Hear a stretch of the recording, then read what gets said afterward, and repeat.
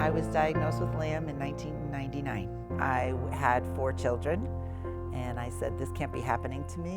In 2012, when I was diagnosed with LAM, I was an elite cyclist and just freshly joined an elite racing team. I was diagnosed July 9th, 2012. I had my life together. I was involved in all sorts of things and going to graduate school at the time. I was diagnosed with LAM in December of 2013. I was only 29, so I was at the peak of my career. LAM is a progressive lung disease in which the lungs are destroyed by unusual cells we call LAM cells. Because it's invisible on an X-ray, it can remain undiagnosed until someone decides to get a CT, which often reveals the cysts and spurs further diagnostic pursuits.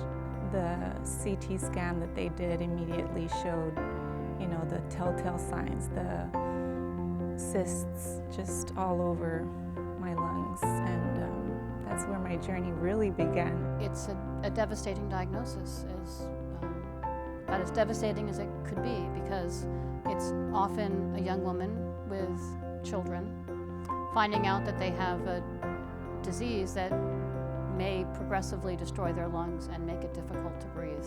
Lung and heart, this is my life. I'm an athlete, and it's basically, all the doors were wide open, and then all of a sudden someone takes you in a dark room and closes the door.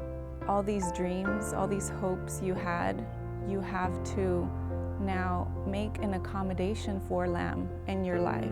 You kind of put a number on it and you go, gee, how many years do I have left? And when you're 28, that's really scary. My daughter Andrea was diagnosed with LAM in 1994. She had a lung collapse during our vacation in Denver, Colorado. And of course that 24-letter word, Lymphangioleiomyomatosis, was scary enough. But what was even scarier is I did some research to see what was being done on LAM and couldn't find anything being done by anybody anywhere.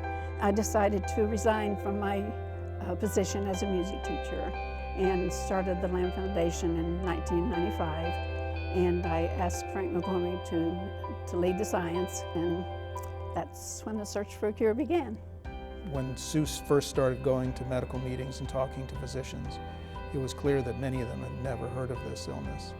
And now I don't think that's true anymore. The LAM Foundation was involved from the very earliest stages in understanding the cause of LAM and in connecting LAM to research that was being done in many other areas of science and medicine. One of the most important things the LAM Foundation does is to provide support for scientists to be studying LAM every single day. The LAM Foundation is celebrating its 20th anniversary in 2015. As we look forward to our 3rd decade, we hope to create a world without LAM. And this is our 18th Lamposium. By hosting Lamposium each year, the LAM Foundation creates a unique environment where patients and families, clinicians and scientists can be together in the same environment. They share meals, they share research, they share stories of how to live with and live well with this rare disease, and there's really nothing like it that exists. I think it's fantastic that the LAM Foundation has connected so many of us. It's a nice sense of community, if you will, which sounds sort of absurd considering it's a disease, but I suppose it would probably be a lot better than fighting this on your own. The LAM Foundation has provided a tremendous network of support. They've empowered me with information to be able to advocate for myself.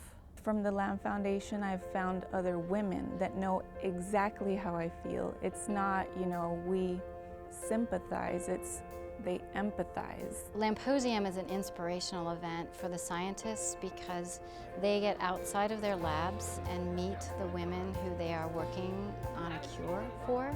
So many diseases, a lot of it is a slogan, and you get lost in the cause and you forget what you're working for. And here you really see the real people, and you know that you're helping a person instead of a cause. It's great to be able to come and talk to clinicians and researchers and doctors and learn so much more about the latest research and what's going on and new developments that are taking place, and also how I can be a part of that to help out. We're looking to develop remission-inducing therapies, and that means finding the Achilles heel in lamb cells. When we talk to our scientists, we feel their excitement. We feel their sense that this is solvable. We don't know exactly how, we don't know exactly when, but the time is now to keep funding the research so that they get to the answer. I have a lot of optimism that there are going to be more and more breakthroughs through time as we understand this pathway in greater and greater detail. So this is the most amazing breakthrough. There's every reason for a woman, whether newly diagnosed or who's had LAM for some time, to be very optimistic about the future, building on the research that's been supported by the LAM Foundation. And it just takes a little bit more fundraising, a little bit more research, a little bit more participation from patients, and I honestly believe that we will have a cure.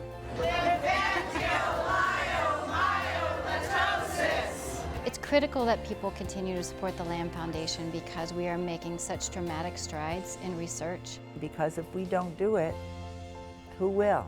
Because we need to find a cure. Because we need a cure. Because I want a cure. Because we're stronger together.